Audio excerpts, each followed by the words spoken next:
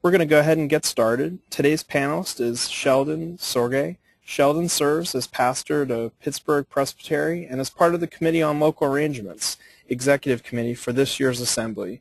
And I can only imagine how busy he is making final preparations. Thanks so much today, Sheldon, for joining us. It is a delight to be with you and to extend a welcome to Pittsburgh. I would like to begin with a general welcome to the city. What will your experience be like as you come into this city? As you drive into Pittsburgh from the airport, you travel nearly the entire distance surrounded by open fields and tree-covered hills, finally entering the long Fort Pitt Tunnel. Your GPS, if you have one, will tell you that you're already downtown, but you'll see nothing. You will not have yet seen even a glint of the city's skyline. But then, with a suddenness that doesn't grow old, after decades of doing it, you'll spill out of the tunnel's mouth into the middle of one of the greatest urban vistas in America. A New York Times columnist once described making this entrance into Pittsburgh, declaring that this is the only city in America with a front door. National Geographic several years ago rated the 10 most beautiful sites in the United States and included in their list only 2 cities, one of them Pittsburgh. To the right and to the left you see 2 great rivers joining from north and south to form the mighty Ohio, heading westward, whose waters will reach the Caribbean some 21 days later. And directly in front of you lies a city built to the sky from the sweat of the Irish and the Scottish, the Slovak and the Italian, the Russian and the African, the Greek and the Jewish, and the Syrian and the Chinese. Steel and glass and coal and coke are the building blocks of this city. Stone masons and stained glass artists and steel workers and miners forged it from nothing into the great city that it is. It's no idle saying that, quote, Pittsburghers have muscles on their breath. What a great image. A great Pittsburgher who frequently climbed Mount Washington, from where we're looking right now on this picture, had a completely different view on these things. His name, Sam Shoemaker. He was already an old man when he arrived in Pittsburgh and already credited with leading the founders of Alcoholics Anonymous to sobriety and leading them to Christ and giving them the 12 steps. Sam wasn't blind to the rivers and industry and barges and bridges of this strong city, although the many bridges, 457 of them, more than any other city in the world. But he looked at this great city with a different lens altogether. Shoemaker frequently took heads of industry to the top of Mount Washington, instructing them to get on their knees and to pray for their city. We still have a tradition of doing that, as the leaders of the churches in Pittsburgh gather every year at the top of Mount Washington to pray for our city. There on top of the mountain, Shoemaker would tell his guests, I have a vision that one day Pittsburgh will be more famous for God than it is for steel. It is said that you can't know a place if you don't know its dreams. Orthodox, Catholic, Pentecostals, Protestants, Muslims, Jews, and Hindus, and yes, Presbyterians dream in this town about a day when Pittsburgh will be best known for the things that point to God, not for steel, or for that matter, for the Steelers, or for the Penguins or the Pirates. We know that those things that point to God include truth and beauty and justice and goodness and human flourishing. In a word, shalom. So welcome to Pittsburgh. Welcome to her beautiful rivers and striking skyline, beautiful buildings. Welcome to her storied past and to her promising future. But even more importantly, welcome to her dreams and to her spiritual legacy.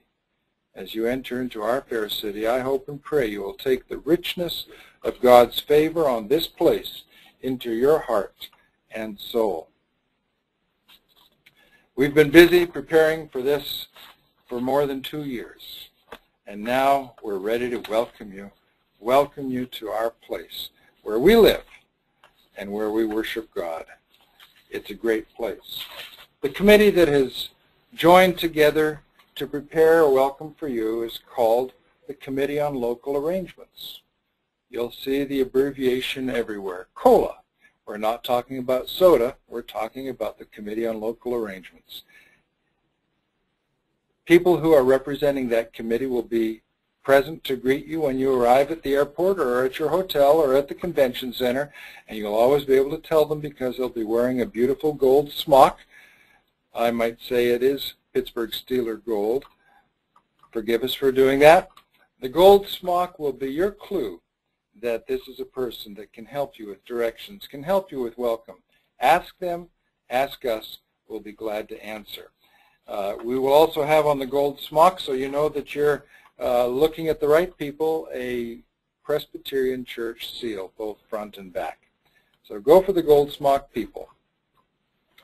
The Committee on Local Arrangements has put together a website that has a ton of really valuable information. If there's nothing else that you get out of this webinar, you'll be well served just to know about this link, cola2012.org. cola2012.org. There on that site are maps of the city. There'll be walking maps that you'll be looking at. There'll be listings of cultural amenities, lists of restaurants that are within walking distance. There's a wonderful welcome video posted there that I encourage you to look at. It's a 4-minute video that has won awards that we showed at the end of General Assembly in Minneapolis 2 years ago, featuring the music and the welcome of Mr. Rogers. There's transportation information if you need to get around town. There's assistance information if you need help with anything from emergency services to finding a grocery store or pharmacy. One of the things that we are going to be doing while you're in Pittsburgh is inviting you into our houses of worship on Sunday. This is something that hasn't been done much in recent years. Usually when we gather on Sunday at General Assembly, we gather in one place and people from the area join us in that one place, but this time we're going to do it differently. We're going to take all of our General Assembly guests and go to our churches. We have 150 of them within Allegheny County alone, and if you go to our Presbytery website, you can find a listing there of all the congregations. If you've not yet signed up to go to one of those churches in particular, go take a look and see all of the options that are available. Most of them have websites. You can find out when their worship is. If you'd like any further instruction, you can certainly be in touch with us at Pittsburgh Presbytery. We have a wonderful tradition, heritage of worship that goes back to the mid-1700s. This is one of the oldest presbyteries with churches that are historic, substantial, and bear witness to the gospel of Jesus Christ in this community as it has been proclaimed for hundreds of years. We're proud of our churches, and we're proud to welcome you. One of the things that we do here in Pittsburgh is we have robust mission programs, including a program that we began last year called Home Runs for Hunger, where we partner with the Pittsburgh Pirates so that every time we hit a home run, or they hit a home run, we give $100 to minister to the hungry in our community. The Pittsburgh Pirates make a note of that on their radio show so that those who are listening know that Pittsburgh cares about the hungry, and Presbyterians in particular care about the hungry. Because of our partnership, we're especially glad to note that during the whole time of General Assembly, there will be a Pittsburgh Pirates homestand. The schedule is in front of you. Every day at 7:05, except for Wednesday and Saturday, when there will be afternoon games. Go and watch the Pirates. Cheer them on. There will be opportunity listed for you in a moment to know how to purchase a ticket for the game. And when you purchase a ticket for the game through the General Assembly, we will have a portion of that go to mission here in Pittsburgh. It's a great mission partnership that we have with the Pittsburgh Pirates, a pioneering mission partnership, and we understand that perhaps some other cities are trying something similar. Home Runs for Hunger launched last year, happened during a pretty dry time for the Pittsburgh Pirates, home run-wise, so it didn't take a lot. But this year the Pirates are knocking on the door of first place, and so we're spending a little more money, and we're glad to do it. Stamping out hunger, hitting hunger out of the park, as we say. While you're with us in the downtown of Pittsburgh, not only will there be a Pirates homestand going on, but Pittsburgh will be hosting its International Regatta, which is billed as the largest inland regatta in the U.S. Regattas are noisy affairs. There's lots of noise happening with hydroplanes, races of various kinds. That will be happening right in front of our General Assembly Convention Center. And so if you find yourself getting sleepy, step outside for a minute. The noise will wake you up. The entertainment, you'll have a front row seat to some of the finest boat racing in the country.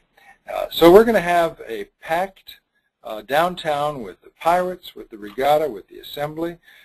Just this morning we had a special action taken by the Pittsburgh City Council, a resolution of welcome to the General Assembly. I'll be reading that to the whole Assembly on Saturday. The town is ready to welcome us, and we're going to have a big party. As you come here, do know that this will be a warm season. The Pittsburgh Convention Center is the only platinum certified convention center in the world that is platinum certified for energy efficiency. One of the factors in that is that Pittsburgh Convention Center does not over air condition. So pack clothing for warm weather. Daily highs average in the low 80s for this week of the year, but right now we're in a heat wave, as is much of the country. And depending on which forecaster you're listening to, we will have highs in the 90s or even approaching as close as 100. Do know that most of us will have to walk outdoors to get from our hotel to the convention center unless you're staying at the Westin or at the Courtyard.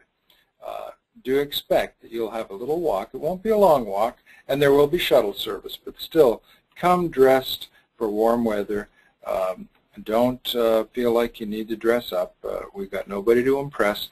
Just come and be comfortable. Make sure you have comfortable walking shoes.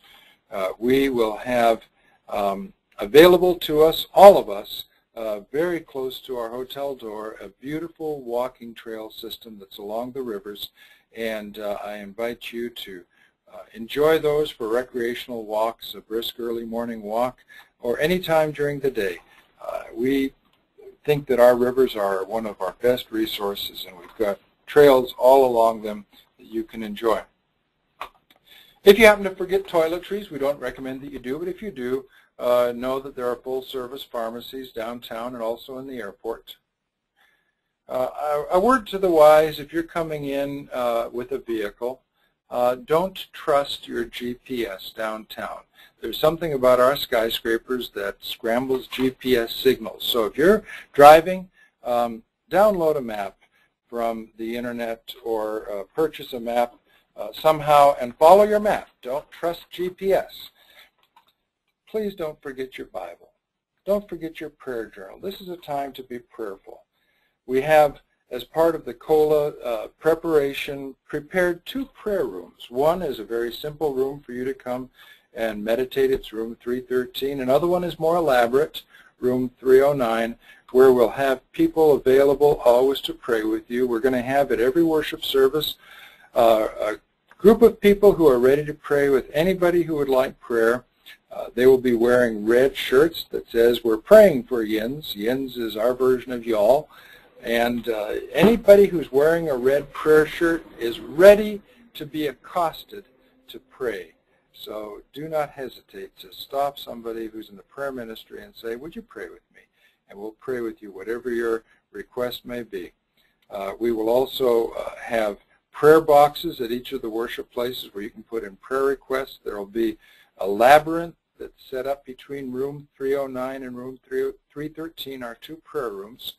And you can walk the labyrinth with a beautiful view of the river. There will also be a group of people at each committee meeting and each plenary meeting that will be lining the walls, made up of my colleagues, executive presbyters, who have agreed to serve as prayer partners. They will be praying for all those who are in the business of making decisions, trusting that God will help us. As you come into town, you will find that on the map there are identified centers that are centers for shops, restaurants, and nightlife. They're all within walking distance. One is Market Square, a bunch of really great restaurants there, just a few blocks from the convention center. A few blocks in the other direction is something called the Strip District, which was an old strip that was a wholesale hub. Still some wholesalers there. You can go there and get all kinds of gifts, entertaining places to visit, markets, restaurants, and then there's the Cultural District, and the convention center is right adjacent to the Cultural District, which has all kinds of theaters, shows, places to see concerts. And at the same time as all that's going on, we're going to be having the Regatta Festival, which sets up in Point State Park, which is down at the place where the two rivers meet to form the Ohio, just a few blocks from the convention center. There will be all kinds of outdoor concerts. There will be all kinds of concessions set up. You can go and see the work of local and national artists on display in various kiosks. It will be basically party central during the time of the regatta. If you need to get around town, downtown is really simple because the buses and the subway are all free downtown. So you can go and explore all around downtown, not pay a penny. That's really good news. If you want to go to a mall, the trains go to South Hills Village Mall, take the Blue Line, and it'll cost you about $3 each way. A quick little trip down there if you want to do any extended shopping. I'd like to point out that we have a Presbytery website and a phone that we will be at the office during the General Assembly, and if you need any local information, you can certainly call us there or grab hold of anybody wearing the Steeler Gold smock, and they will be able to welcome you.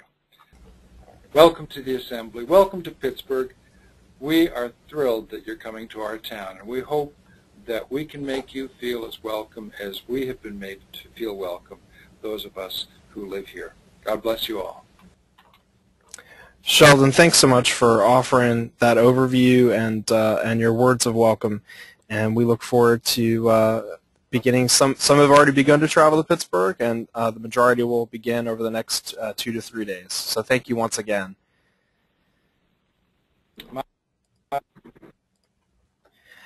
Immediately following this webinar, you'll be asked to complete a brief survey asking about your experience of today's webinar, and we encourage you just to take a few moments to complete that survey. I'd like to take a moment to just thank all of our presenters over the last few months who took the time to prepare each of these presentations for you, commissioners and advisory delegates, and others that are interested in learning more about the Assembly. Our goal was to create a collection of web-based training tools on a variety of topics related to the upcoming Assembly, and these webinars were just part of the plan. If you visit the 220th General Assembly website under Orientation Resources, you'll find videos from these previous webinars, some videos from individuals offering advice, and a few podcasts as well. So be sure to take some time and watch and listen to those. Later this afternoon, you'll receive a final email from me that will highlight the various tools that are available as you make your final preparations for this year's Assembly. And just safe travels to all, and see you in Pittsburgh.